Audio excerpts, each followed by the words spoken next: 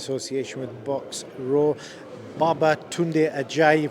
I've got to ask you, where's Baba come from? Because it's first I heard about it was the post-AJ fight night. Baba Tunde is a Nigerian name.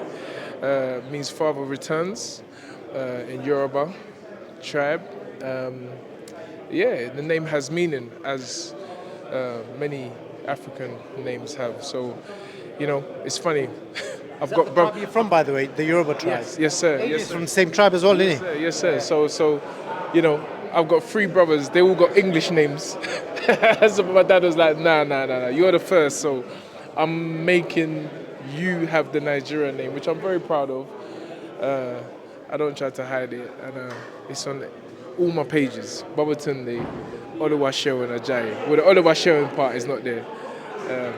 But yeah, proud of my name, proud of my culture. Yeah, I'd actually researched the Yoruba people. I think AJ said something a while ago and I looked into it. So let's talk about it, man. We're here for ZHANG, JOYCE media workout. We've just seen ZHANG do some pad work. JOYCE is going in now. JOYCE is the big favourite in the fight, but what do you think ZHANG needs to do to change that? Well, I think many people have game plans against Jollof Joe Rice. Jollof Joe Rice. Jollof rice is a Nigerian dish, right? So I call him Jollof Joe Joyce.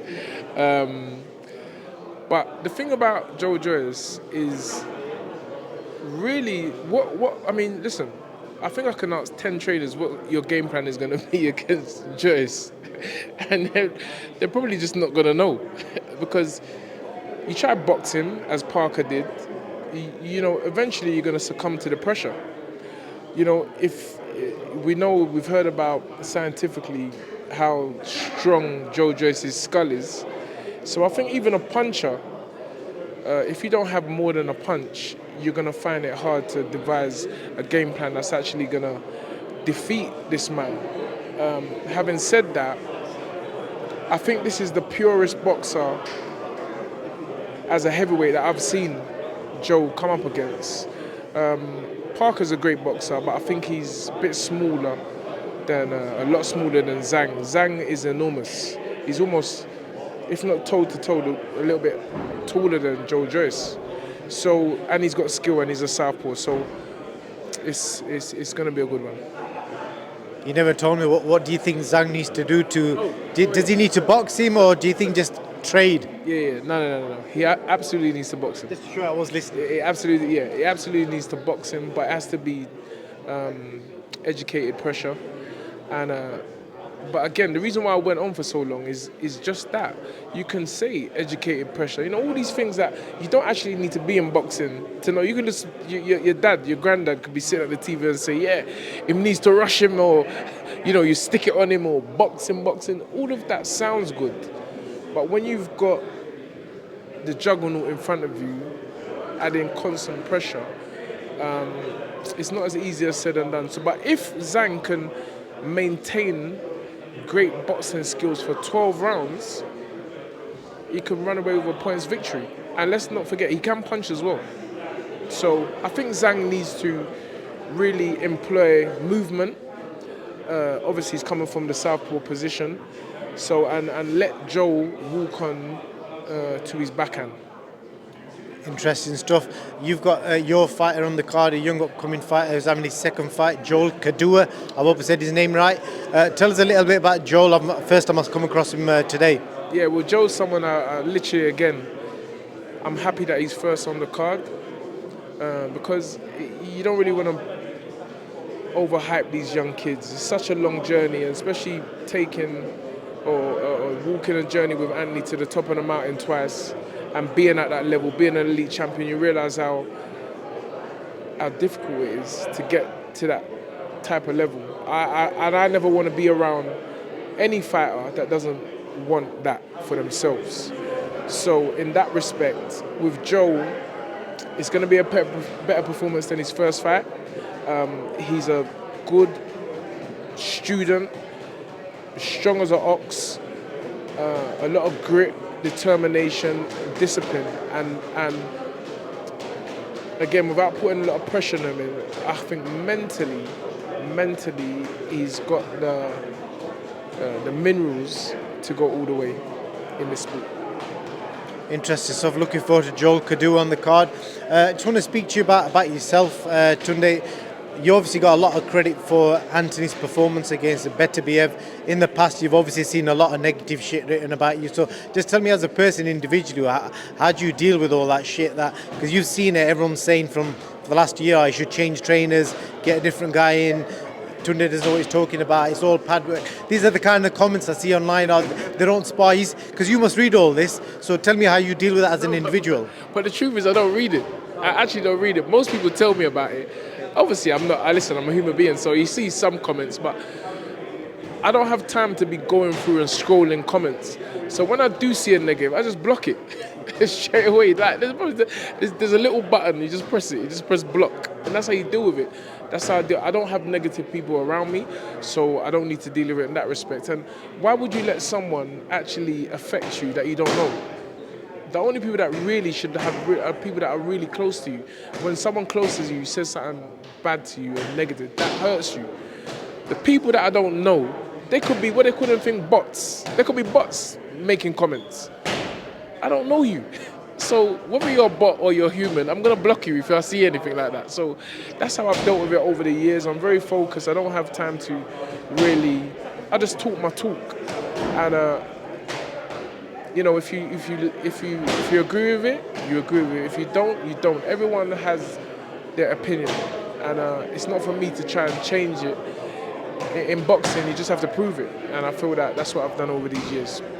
Well, you definitely proved it, because most people, we spoke about it yesterday, people were expecting Anthony to be blown away in 3 rounds, but he dominated an elite level fighter, and he just got caught, and that's the reality of the fight. So, and you made the decision, which a lot of people are giving you credit for. So, what's the biggest reflection you've took from that fight for yourself as a trainer and Anthony? Well, I didn't really learn nothing what I never knew, but again, we can know things as individuals, and people from the outside don't know how you feel, and but you get an opportunity to show it, and that's the thing why I think the fans get frustrated. They never sometimes they don't get a chance to see these big fights. We don't get a chance to show how great we are, and Anthony has done that on more than one occasion. And I say the thing that I took most from the whole experience is that Anthony is who I've always known he is. And I feel that people are really seeing the true me, in the sense that I've always been myself, but in the sense that I love this game. I work hard at it. I want to be the best trainer. The people always decide who the best trainer is, but I want to know that I've done the best within myself, and hopefully make a few friends along the way, because you're always going to pick up a few enemies. But that's it. I know for myself, I've taken away the fact that this is a great sport, and it's something that I want to be involved in to my dying days. And talking again about yourself, Spencer Fearon post AJ's fight said to me that AJ needs somebody like you for spiritual power, and so just tell me. I take it you've not had any contact with Anthony Joshua. If you have, tell us what's happened, and what do you think you could bring to the table that AJ needs? I'll just wait for this guy to finish.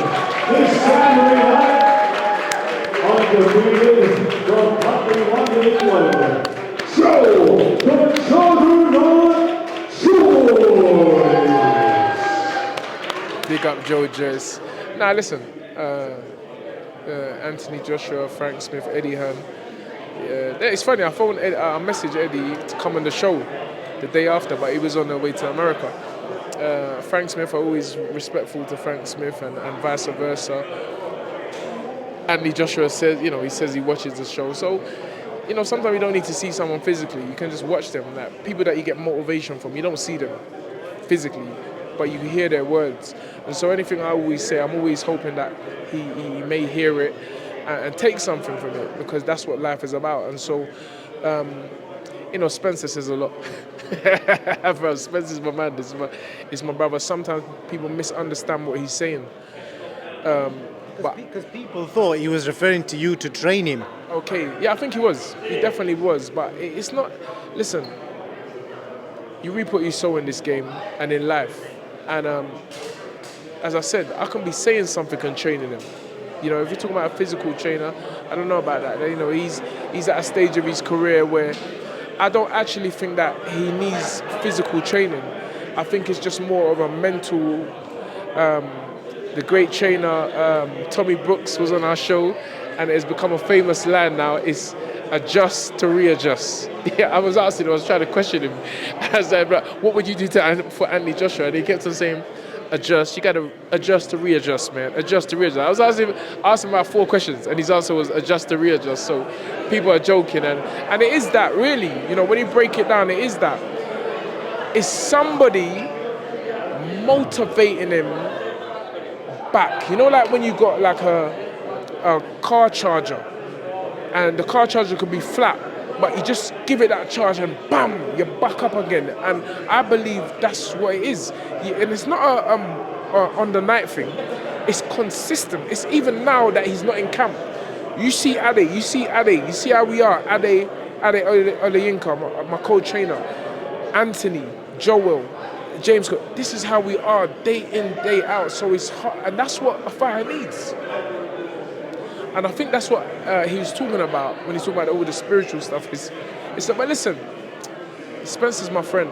You get what I'm saying? So again, he wants the best for me, but he's a realist, and he, you know, in terms of Anthony Joshua, he's got that with us. Anyway, we're there. Anyway, we're always up. If anyone was at that fight on Saturday, if you was on the certain section of the fight, you heard my voice, because I was shouting so much. I was like, "Come on, Anthony! Brack him up now, brack him up." You understand? Let's go, let's go. Use the jab. All right, cap him with the right hand. I was so vocal. And I'll continue to be that for Anthony Joshua, whether I'm in the camp physically or out of the camp.